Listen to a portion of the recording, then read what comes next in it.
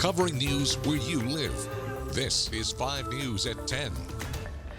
Hey, good evening, and thank you so much for joining us here for your 5 News at 10. I'm Micah Wilson here with meteorologist Stephen Elmore. Stephen, I learned my lesson from 24 hours ago. It is dark outside, but I do know it's a lot warmer than yesterday and in days past. So I can get away with that. Yeah, it was much warmer than it was this time yesterday. We saw a lot of wind coming up from the south today.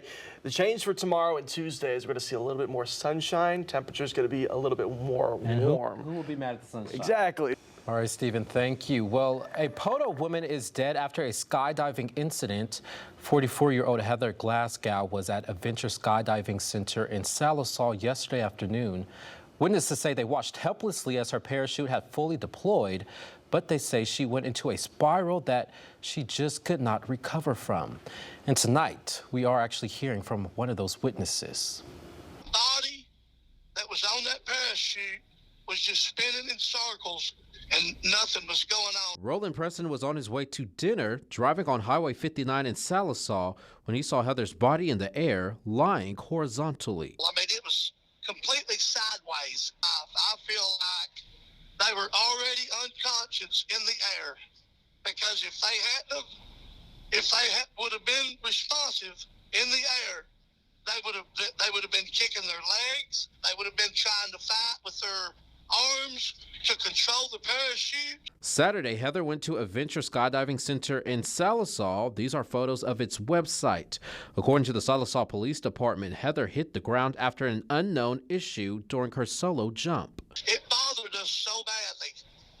I wanted to be able to do something for the individual, but I mean, there was nothing that I could do at all except call 911. Once his family did, Sallisaw police say she was taken to a Sequoia County hospital where she was pronounced dead at around 8 Saturday. There's no way that the individual could have even lived through that. Just hear the thud, distinct sound of the way it sounded when the person hit. It was traumatizing. Traumatized and shocked because he says he's never heard of an issue at the skydiving center. You don't never hear or see anything that goes on like that, especially, that close to home. Now, I did reach out to family and friends of Heather who tell me that it is just too soon to speak on camera, but they did tell me that she was a beautiful soul. Meanwhile, authorities are in contact with the FAA and will be coordinating the investigation with them, as well as the Oklahoma Medical Examiner's Office, to determine the exact cause of this incident. Of course, you want to stay here with 5 News for any updates on this developing story. Audio that 5 News obtained of a shooting that Fort Smith police are currently investigating. Police responded to shots being fired in the 2100 block of Brook and Hill Drive. That's in between I-540 and Jenny Lind Road. This all happened at around 12:40 this morning. According to police, a vehicle pulled into the parking lot. Now, those inside the vehicle started shooting at a person that was outside. The vehicle then drove off and headed west on Brook and Hill Drive. Authorities are asking nearby residents and business owners who have any surveillance cameras to review any footage between 12:30 and 1 a.m. And they ask you to call police if you see anything that could help with this active investigation.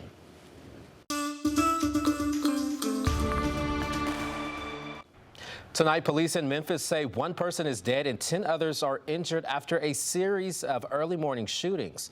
So far, police have not made any arrests, but have released photos of 3 men that they say are person of interest. The shootings happened a little after midnight in the Whitehaven neighborhood at a Memphis nightclub called Live Lounge. Police do not know what led up to the shooting or whether the shooter knew the victims. And in California, a high-ranking Catholic official was shot and killed yesterday. According to a statement from Los Angeles County Sheriff's Department, Bishop David O'Connell was shot at around 1 yesterday afternoon. And today, law enforcement are still holding the crime scene down at the home where he was killed. Now, O'Connell was just 69 years old. Well, some businesses are working to help end food insecurity. Tyson Foods African Ancestry Alliance Business Resource Group donated 40,000 pounds of protein to the Northwest Arkansas community. Now, that's equivalent to 160,000 servings. This all happened at a drive-through donation event yesterday at the historic St. James Missionary Baptist Church there in Fayetteville.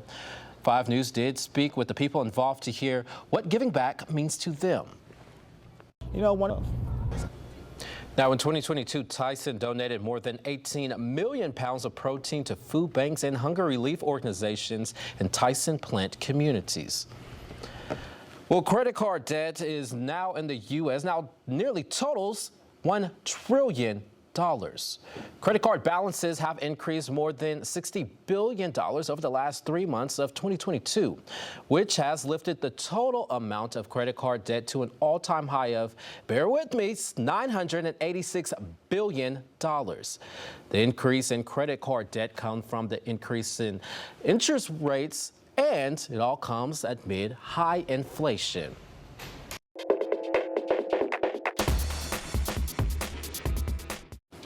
At the dance right there. Well, all month long, 5 News is celebrating Black History, which is 365. And tonight, 5 News reporter Rachel Williams shares the story of a mom and a daughter duo who have owned a beauty supply store for more than a decade.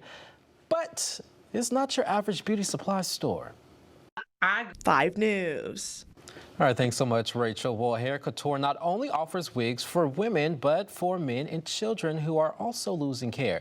The beauty supply is expanding another element to their store by offering solutions for eyelashes and eyebrows, which cancer patients sometimes lose as well. This all in addition to planning events to reach an unmet need statewide.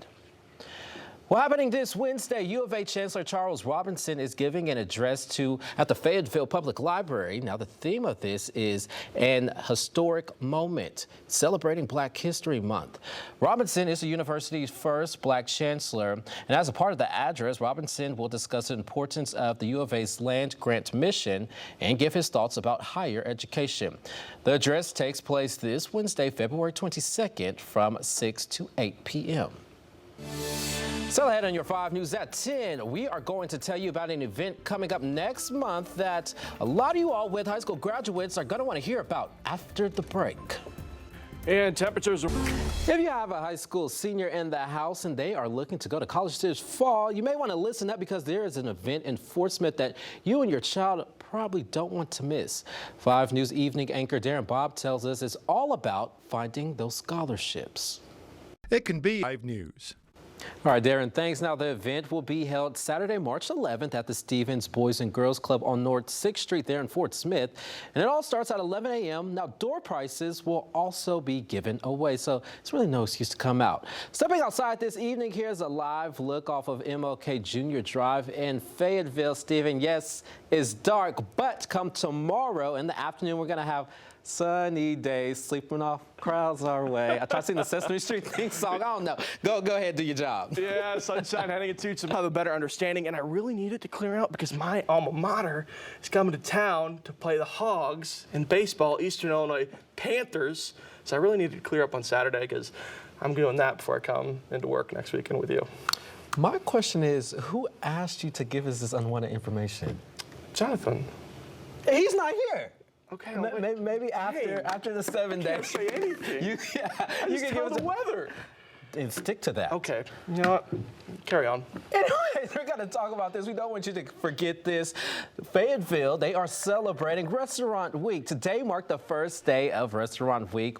Celebrate Fayetteville held a proclamation ceremony at Slim's Chickens, also marking the 20th anniversary of the chain's first location. Now, more than 50 different restaurants are participating, with many of those restaurants offering giveaways and special menu items. Now, there is a full list of all the places participating in Fayetteville Restaurant Week on experiencefayetteville.com. Coming up next in sports, the Diamond Hogs look to finish the weekend strong against Oklahoma State. Highlights from a big day for the Arkansas lineup next in sports. But again, you didn't care. I told you earlier, really need Saturday to clear on out. You got 15 seconds, make it quick. Eastern Illinois is coming in here, right? What do you know about Eastern Illinois next weekend? That's my school. That's my school. What's the best way to go to President's Day? 5, 4, 3. It's my turn to talk. All right, thank you so much. We'll have a good night. We'll see you back here tomorrow.